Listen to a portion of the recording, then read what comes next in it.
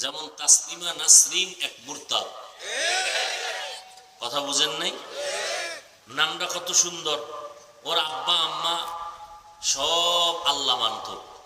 সে আইসা MBBS doctor হইল, গবেষণা করলো, ইসলামের উপরে স্টাডি করলো।